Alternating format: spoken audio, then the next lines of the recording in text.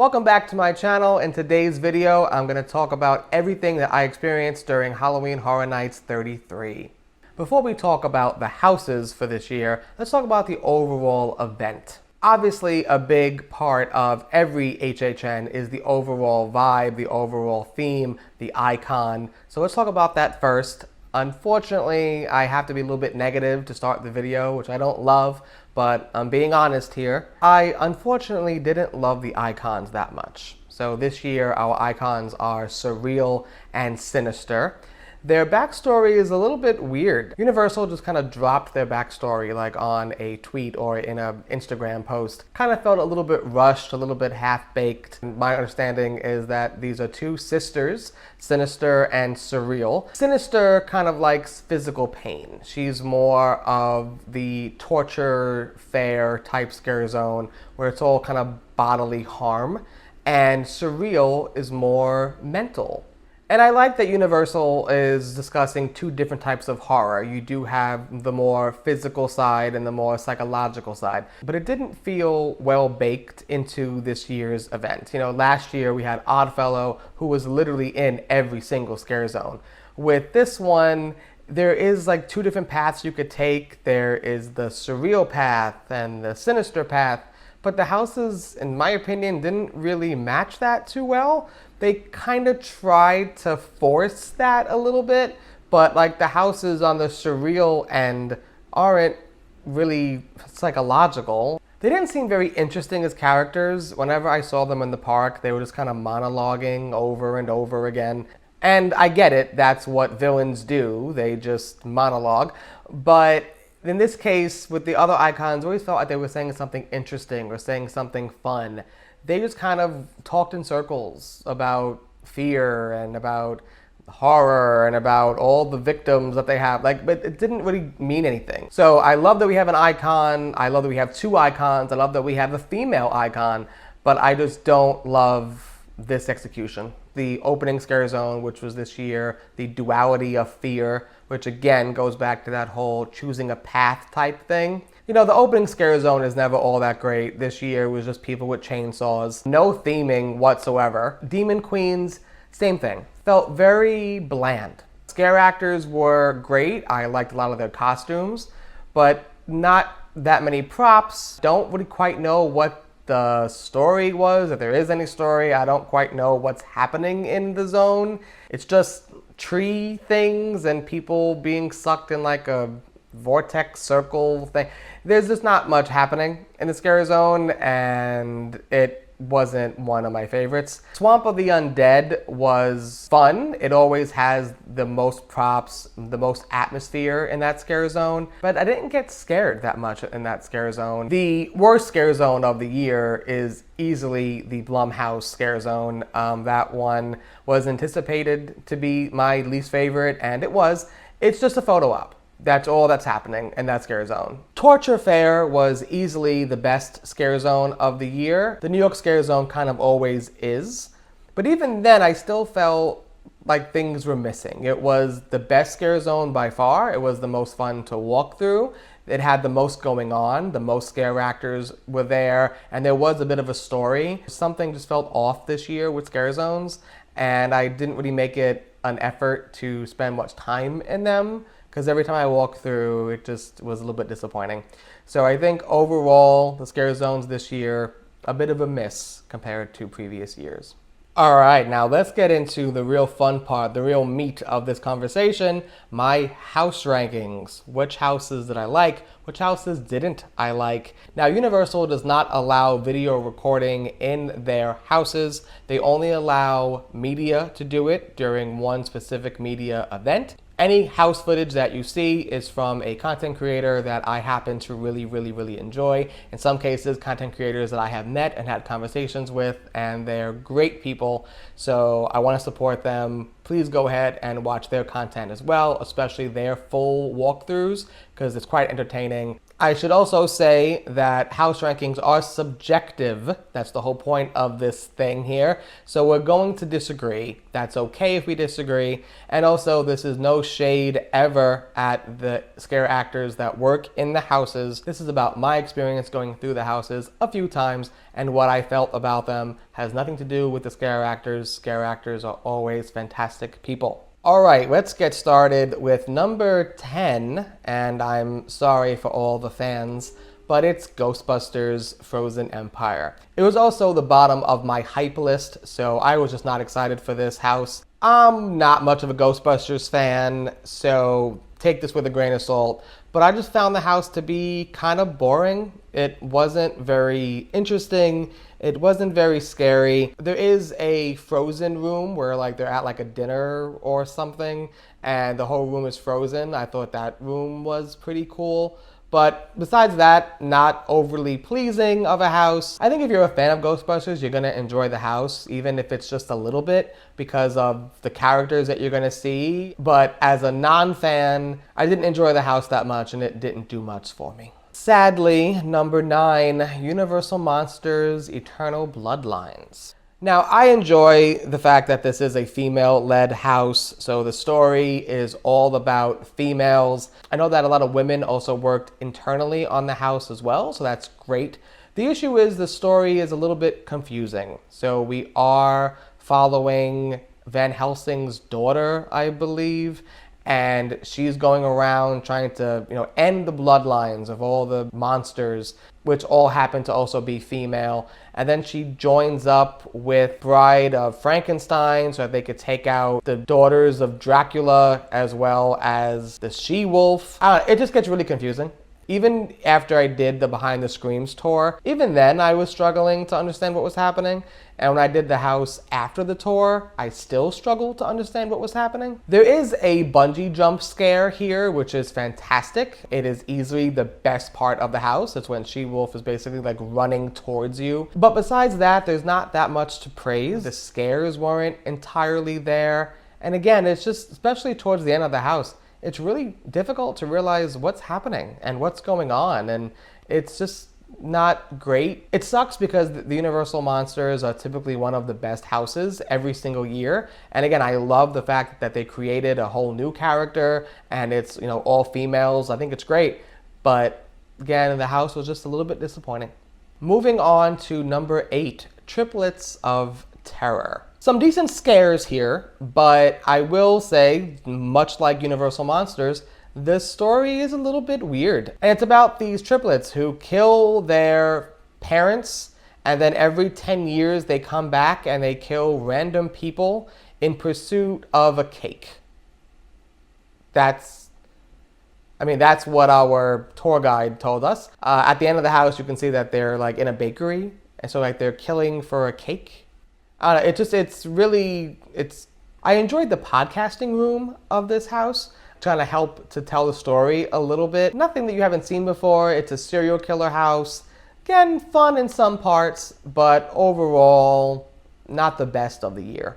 Moving on to number 7, The Museum, Deadly Exhibits. The story of the house is that there is a new exhibit called the Rotting Stone, and this stone is apparently possessed, and it takes over the entire museum, where the museum itself is possessed. So it doesn't really possess the people in it, although it also kind of does possess the people who are in it, but it more so just possesses the museum. So the exhibits themselves are coming alive. Mannequins that are displaying clothes will come alive. There's even a part where a sail of a ship attacks you. I think it's a very interesting concept, but the house itself, I did not find it to be very scary. I dare say the house was a little bit boring sometimes, and you don't want to say that for a haunted house. There are some positives though. The story is interesting. The design in some parts is also quite interesting, but overall it wasn't all that scary and kind of a flop sometimes. Next up, number 6, Monstros, the Monsters of Latin America. This was actually originally a Halloween Horror Nights Hollywood house, but they did change it. This is not a replica, it's not a clone. Same theme, same characters, but the house is different. There are some good scares here, and I thought that the design of the house was also pretty interesting and fun. I like that we have Death, who is sort of following you through the house. You see him quite a few times. He's not there to scare you. He's just there to kind of tell you the story. There's also a smell of bird poop in the house, so be warned. My only issue is I am not very familiar with these characters. I don't know these legends. So sometimes figuring out what was happening and why was a little bit confusing. They do their best to kind of tell you what's happening with voiceover, but sometimes that could be very hard to hear, especially when you have people screaming all over the place. So I kind of wish there was something else to kind of tell you what was happening in the story. But besides that, a pretty decent haunted house. Moving on to number 5, and this is where I'm going to get the most hate, I know it. But it's Insidious the Further. Everybody online is saying fantastic things about this house, losing their minds, they're freaking out, they're saying scariest Halloween Horror Nights house that we've ever had. I experienced this house a few times, and the first time around I just got a bad run, I feel, because I left the house feeling absolutely nothing. And the second and third and fourth times were a bit better, but still I am not feeling this vibe of this is the best house of the year. There is one curtain area of the house which is quite off-putting, and I can see that scaring a lot of people. It got me a few times. But overall, I don't know if it's the scariest house that I've ever been through. It kind of feels very similar to other houses that I've been through in terms of scares. Wicked Growth was super scary. I thought Blood Moon was pretty scary as well last year. So I don't know if it's the scariest house we've ever gotten. I also don't know the Insidious movies. I never saw them. This house also didn't inspire me to see the movies either, so maybe that's a part of it, although I would argue that you don't need to see a movie in order to really like a haunted house. There are some good scares here, especially when you see characters lurking in the darkness. That was quite unnerving, but I don't know if it deserves the hype that it's getting. Maybe I just had several bad runs, which would be kind of weird. Everybody's saying it's number 1 for them, but sorry, it's number 5 for me. Quiet Meat. You'll scare the rest of the cattle. Number 4 brings us to Goblin's Feast. It's not overly scary. People are going to say that Insidious is more scary, and I think it is. But Goblin's Feast is a true, for me, Halloween house. It has that Halloween vibe. The story of the house is it's their Thanksgiving. All these goblins and trolls and giants and other creatures of that sort. And you are the main course, and you go through this house and you encounter various different types of creatures. They're quite funny, but the house itself is just a Halloween good time. I also got some decent scares in this house. I had hands in my face and things like that. I always had a good time going through this house. The food is escaping! Number 3. We're getting to the top 3 now. It's very exciting. I prefer the original houses usually, but here we go. Number 3. A Quiet Place. First, let me just say that I love how this house starts. You're in this super dark kind of tunnel and you can't see anything. And then one of the monster alien creatures just pops out. And then when you finally get to the end of the tunnel, you are greeted to a larger room that is the facade of the house, and it just says A Quiet Place in red lettering. I thought that was fantastic. It really sets the tone for the rest of the house. I enjoyed being quiet. That was a challenge that I took upon myself to make sure that no matter what happened, I didn't make a sound. And every single time I went through the house, I did not make a single sound. The house itself is pretty quiet. There is no score. There are loud noises, but only when the monsters kind of pop out. It is quiet, and it makes you kind of want to be quiet. I thought that by itself was very creative. It was very clever. There are some decent scares in this house as well. There's also some great set design. I love the scene where the monster's head is like lurking underwater and he slowly rises his head. It looks great in person. This was a house that I had a lot of fun with. It was scary when it needed to be, and it was just a unique, creative experience, and I had a great time going through it. Number 2. Flip your lids, kids. If you went through Major Suites, you know what I'm talking about. You heard that on repeat. Come on, chaperones. Best get inside before the kids eat all the free samples. You heard that on repeat. It's so loud. Anyway, Major Suites, Candy Factory, second favorite house of the year. the vibes in there. You know, I hate saying vibes. It always sounds corny, but there's no other way for me to describe the house. I loved how this house felt. It smelled like candy. It smelled so good in there. I love the character of Major Sweets and Miss Treats.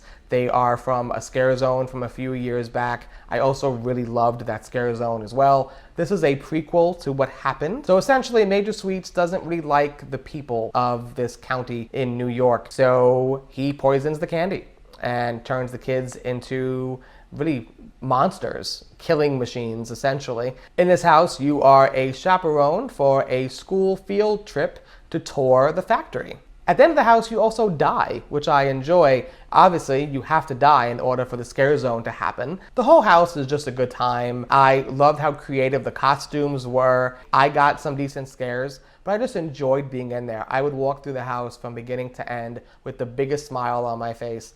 I just enjoyed walking through that house every single night, multiple times a night. It was just a great, great time, and it deserves my number 2 spot. Destroy the evidence!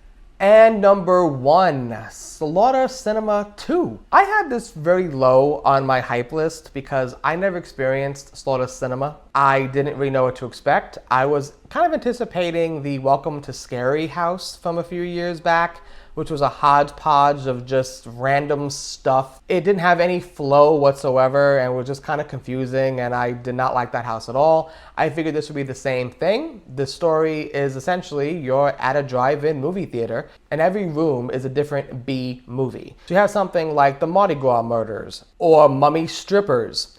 Every room is different, telling a different story of a different movie.